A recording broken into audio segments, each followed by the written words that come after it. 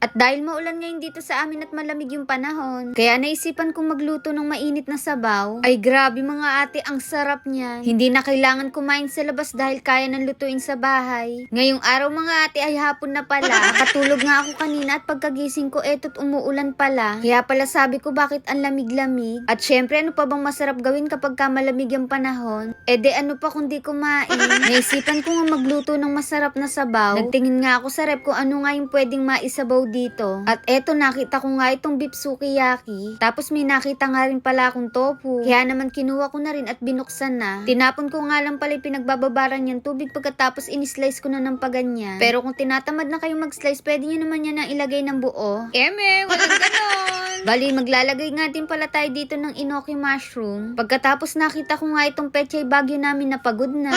Kaya kinuha ko na. Tapos inalis ko lang nga yung medyo bulok na niya na part. At in-slice ko na nga rin siya ng paganyan. At ito namang daon ng sibuyas, dalawang klaseng hiwa yung gagawin ko sa kanya. Ito kasing maliliit na hiwa ay para sa sauce. At ito namang medyo malaking hiwa ay para dun sa soup. Bali, kakailanganin nga din pala natin dito ng sibuyas. At kung wala kayong sibuyas, pwede naman yung onion. Puting sibuyas nga sana yan, kaya lang ito lang yung meron kami, kaya okay na rin yan. Bali, ito na nga pala lahat ng ingredients na kakailanganin natin para sa lulutuin nating sabaw. Kaya itong aking kalan ay binuksan ko na. At dito sa aking lutuan ay nilagay ko na nga itong soup base na nabili ko. Nahulaan nyo na ba ngayon mga ate kung anong soup yung lulutuin natin? Nung mailagay ko na nga dito yung soup base, ay inilagay ko na dito yung onion leeks at yung sibuyas. Tatakpan ko nga lang ito para pakuluin. At habang inaantay natin kumulo yan, gagawa na nga tayo dito ng pinaka-sauce. Yung pinaka-sausawan natin. Bali, naggadgad nga lang ako dyan ng bawang. At inilagay ko na dito yung in-slice nating maliliit na dahon ng sibuyas. Tapos naglagay na ako ng peanut butter, roasted sesame dressing, sesame oil at yung sarili ko para yummy. Eme, walang ganon! Naglagay rin pala ako dito ng chili garlic oil at kaunting tubig. Grabe, kita nyo ba yan? Sausawan pa lang ang sarap na. At dahil kumukulo na nga itong pinapakuluan natin, kaya naman inilagay ko na nga dito yung karne. Bali, ginupit-gupit ko nga lang yan para hindi tayo mabulunan. Tapos inilagay ko na rin dito yung enoki mushroom, yung soap tofu, na parang hindi na siya soap ngayon dahil ang tagal niya nan sa rep namin.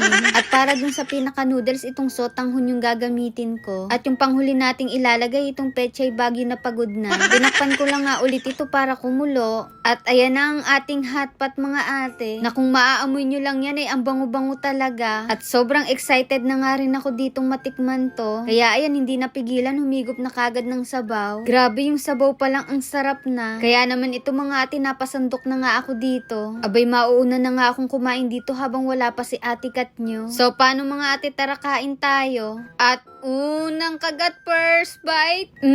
Ang sarap. Yun nga lang mga ate, sobrang init. Kaya naman talagang pasong-paso na naman yung dila ko dito. Kagagaling nga lang niya buhat dun sa napaso tayo nung nag-street food. Ngayon ay mainit na naman yung kinakain natin. Pero ganun talaga kapag ka nilalamig ka. Ganito na nga lang yung pwede sa'yo dahil wala naman yung mayakap. Eme, walang ganon. Grabe lang mga ate, ang sarap ng kain ko dito. At dahil nakalamang na ako kay ate Kat nyo, kaya ayan, tinawag ko na siya. Ang sarap nga ng kain namin dito. O, diba mga ate, hindi na natin kailangan pa kumain sa labas para lang makatikim ng hotpot. Dahil kayang-kaya din natin ito magluto sa bahay. Mas mura na at mas mai-enjoy mo pa yung pagkain. At dahil na-enjoy na naman namin ni ate Kat nyo yung pagkain dito, kaya ayun, craving certified na naman kaming mag-ate.